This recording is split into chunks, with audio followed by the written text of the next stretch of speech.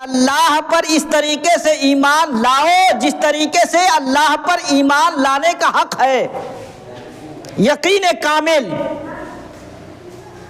اللہ نے اگر کسی انعام دینے کی بات کہی ہے قرآن میں تو اس کے سننے کے بعد ہمارا چہرہ کھل جانا چاہیے کہ ہم اس انعام کے مستحق ہوں گے۔ اور اگر اللہ تبارک و تعالیٰ نے کسی عذاب کا ذکر کیا ہے، کسی پکڑ کا ذکر کیا ہے، تو ہمارے رونگٹے کھڑے ہو جانے چاہیے، دل لرز جانا چاہیے کہ کہیں نہ کہیں خدا نہ خواستہ ہم اس عذاب کے شکار نہ ہو جائیں۔ بڑے بزرگ سے ایک روایت ہے کہ اگر اللہ تبارک و تعالیٰ تمام انسانوں کو جہنم میں ڈالے گا اور کہے گا کہ میں صرف ایک کو جنت میں ڈالوں گا، تو میں اللہ کی رحمت سے یہ امید رکھوں گا کہ وہ جنت میں جانے والا تنہا میں ہوں گا۔ یہ ہے اللہ سے امید۔ اگر اللہ تعالیٰ تمام انسانوں کو جہنم میں ڈالے گا اور وہ کہے گا کہ میں صرف ایک کو جنت میں ڈالوں گا، تو اللہ کی رحمت سے یہ امید بندے کو ہونی چاہیے کہ وہ ایک جانے والا میں ہوں۔ اور اگر اللہ تعالیٰ یہ فرمائے کہ میں تمام کے تمام کو جنت میں ڈالوں گا، صرف ایک کو جہنم میں ڈالوں گا، تو انسان کو کانپ جانا چاہیے اللہ کے پکڑ کے آگے کہ کہیں نہ کہیں ایسا نہ ہو کہ وہ ایک ہم ہی ہو جو جہنم میں ڈالے جائے۔ اس اعتبار سے اللہ سے رشتہ ہونا چاہیے۔ تو پہلا تعلق کیا ہے؟ پہلا چیز ضروری کیا ہے؟ اللہ پہ ایمان۔ ایمان کا تقاضا کیا ہے؟ ایمان صرف اس کا نام نہیں ہے جو ہم پڑھ رہے ہیں لا الہ الا اللہ محمد رسول اللہ۔ ایمان تو دل کے اتھاہ گہرائی سے کسی چیزوں کے مان لینے کا نام ہے۔ ایمان دل کی اتھاہ گہرائی سے یقین کر لینا، مان لینا، مضبوط گڑھا باندھ لینا۔ اگر ہم یہاں کی زبان میں کہیں، اپنے دیہات کی زبان میں، گہمن سانپ بہت ریڈ ہو گیا ہو، لال ہو گیا ہو اپنی عمر کی وجہ سے، تو دیگر سانپوں کے مقابلے میں ہمارے یہاں گہمن سانپ کو سب سے زہریلا سانپ مانا جاتا ہے۔ مانا جاتا ہے کہ نہیں مانا جاتا؟ سب سے زہریلا سانپ مانا جاتا ہے۔ اور اگر اس کی عمر زیادہ ہو گئی ہو، اس کا کلر لال پڑ گیا ہو، تو ہم کہتے ہیں کہ بہت زہریلا ہے، اگر یہ کاٹ لے گا تو آدمی پانی تک نہیں مانگ پائے گا، کہا جاتا ہے نا دیہات میں، سماج میں۔ آج جمعہ کا دن ہے، ہم سب لوگ یہاں بیٹھے ہوئے ہیں نماز ادا کرنے کے لیے۔ اتفاق اگر ایسا ہو جائے کہ ایک دو گہمن سانپ اسی زیادہ عمر والا، اسی زیادہ عمر کا سانپ زہریلا اگر اس مجلس میں آ جائے، تو کیا دل پہ ہاتھ رکھ کر کے بتائیے گا کہ ہم ایسے ہی آپ کو تقریر کرتے نظر آئیں گے اور آپ ایسے ہی بیٹھ کے ہماری گفتگو سنتے نظر آئیں گے؟ اطمینان سے جو مطلب ریئل ہے، جو سچائی ہے، حقیقت ہے زمینی، اس کے بارے میں دل پہ ہاتھ رکھ کر کے بتائیے کہ کیا ہم آپ کو ایسے ہی تقریر کرتے نظر آئیں گے اور آپ اسی طرح اطمینان سے بیٹھ کے تقریر سنتے ہوئے نظر آئیں گے؟ افراتفری مچ جائے گی۔ کہاں گئی تقریر اور کہاں گئی بیٹھ کر کے تقریر سننا اور کہاں مسجد؟ سب لوگ ادھر ادھر بھاگیں گے۔ کس لیے بھاگیں گے؟ چونکہ ایک یقین اس کے تعلق سے جو بات آئی سماج میں باپ دادا سے سنتے آئے، ممکن ہے کہ کسی کی نظر سے ایسا واقعہ گزرا بھی ہو کہ کسی کو کاٹا ہو اور مر گیا، ایسا ہوا ہو، لیکن ہم نے اپنی آنکھوں سے نہیں دیکھا۔ پتہ نہیں آپ لوگوں میں سے کتنے لوگوں نے اپنی آنکھوں سے اس طریقے سے حادثہ ہوتے ہوئے دیکھا ہے؟ زیادہ تر تو سنی سنائی باتیں ہیں۔ زیادہ تر جو باتیں کیا ہے، ہم اپنے باپ دادا سے یا دوسرے لوگوں سے کہانی سنتے چلے آ رہے ہیں۔ اس کہانی پہ اتنا یقین بیٹھ گیا ہوا ہے، اتنا یقین بیٹھ گیا ہو، اس طرح ہمارا ایمان مضبوط ہو گیا ہے کہ اس کے آتے ہی یہاں افراتفری یعنی حرکت شروع ہو گئی، عمل شروع ہو گیا، بھاگنا شروع ہو گیا۔ یہ کس لیے ہوا کہ ایمان اس کے تعلق سے دلوں میں ایسا بیٹھا ہوا ہے کہ اگر وہ کاٹ لے گا تو ہم بچ نہیں پائیں گے۔ کیا اللہ کی ذات پہ سانپ کے برابر بھی ہمارا یقین ہے؟ جتنا یقین ہمارا گہمن نام کے سانپ پہ ہے، اتنا یقین اللہ کی ذات پہ بھی ہے۔ ہم نے اپنی آنکھوں سے کسی کو نہیں دیکھا کاٹتے ہوئے، نہ اپنے سامنے کسی کو کاٹے ہوئے سانپ کو مرتے ہوئے دیکھا۔ آپ لوگوں میں سے کسی نے دیکھا ہو تو میں تو نہیں جانتا گا، ممکن ہے دیکھا ہو، اور یہ بھی ممکن ہے کہ آپ میں سے بھی کسی نے نہ دیکھا ہو، صرف سنی سنائی باتیں ہمارے کانوں تک آئی اور دل اتنا مضبوط ہو گیا۔ ممکن ہے کہنے والا غلط بھی کہہ سکتا ہے، صحیح بھی کہہ سکتا ہے، لیکن اللہ نے جو قرآن اپنے رسول کے ذریعے ہم تک بھیجا ہے، اس دعوے کے ساتھ بھیجا ہے، ذالک الکتاب لا ریب فیہ، یہ وہ کتاب ہے جس میں شک کی گنجائش بھی نہیں۔ اس کتاب میں آتا ہے کہ اللہ کی عبادت کرو گے ہم جنت دیں گے، اللہ کی عبادت سے منہ موڑو گے ہم جہنم میں ڈالیں گے۔ ہمارا یقین کہاں چلا جاتا ہے جب مسجد سے اذان آتی ہے؟ سانپ پہ اتنا یقین کی آ جائے تو ہم لوگ بھاگ کھڑے ہو، اور اللہ کے دربار سے آواز دی جاتی ہے آؤ فلاح کے طرف، آؤ کامیابی کے طرف، تو اللہ کی بات پہ ہمیں اتنا بھی یقین نہیں جتنا سانپ پہ یقین ہے۔ ہم سب کچھ چھوڑ کے اللہ کی بارگاہ میں عبادت کے لیے کھڑے نہیں ہوتے ہیں۔ اپنے ایمان کا محاسبہ کیجئے کہ اللہ کی ذات پہ، اللہ کے فرمان پہ، اللہ کے قرآن پہ ہمارا ایمان کتنا مضبوط ہے۔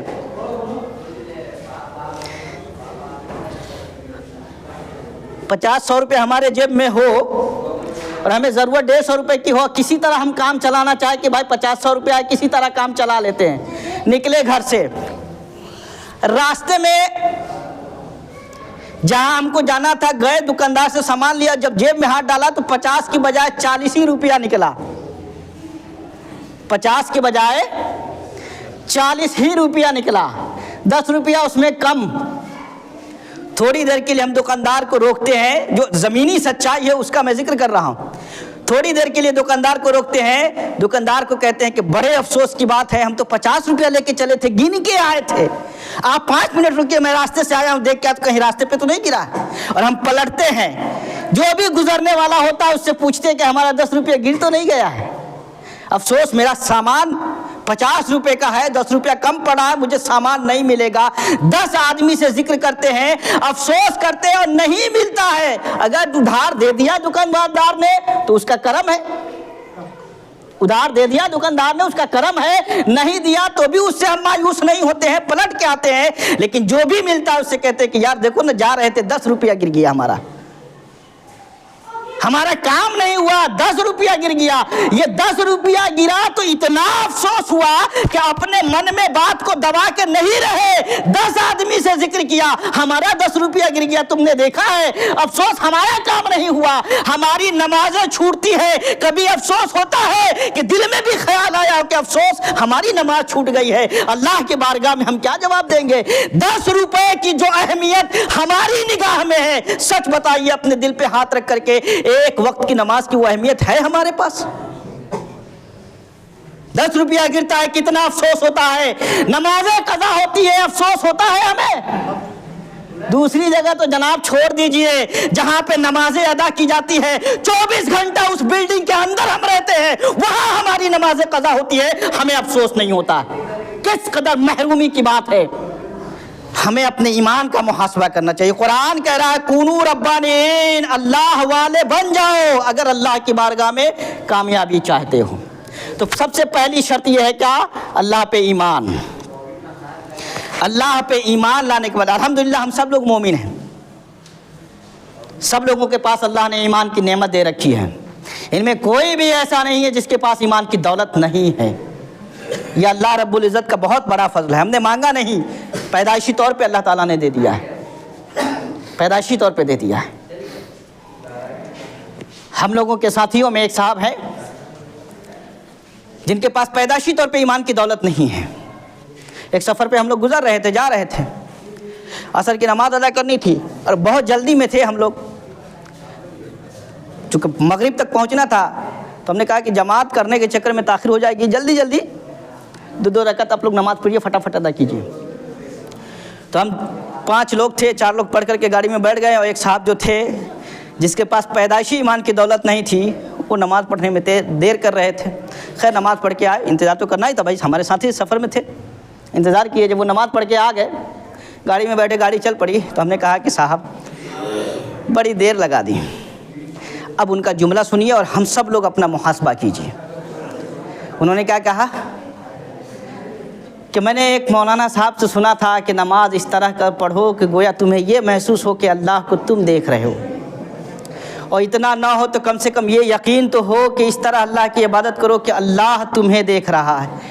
آپ لوگ تو پیدائشی طور پہ ایمان والے ہیں، تو آپ لوگ تو ہاتھ باندھتے ہوں گے اور آپ کا تصور جم جاتا ہوگا۔ مجھے اتنی دیر لگ گئی یہ تصور جمانے میں کہ میں اللہ کی بارگاہ میں کھڑا ہوں، مجھے تو پریکٹس کرنا پڑ رہا ہے، میں اس پریکٹس میں ہی مجھے زیادہ وقت لگا، اس لیے معذرت خواہ ہوں، مجھے معاف کر دیجئے گا۔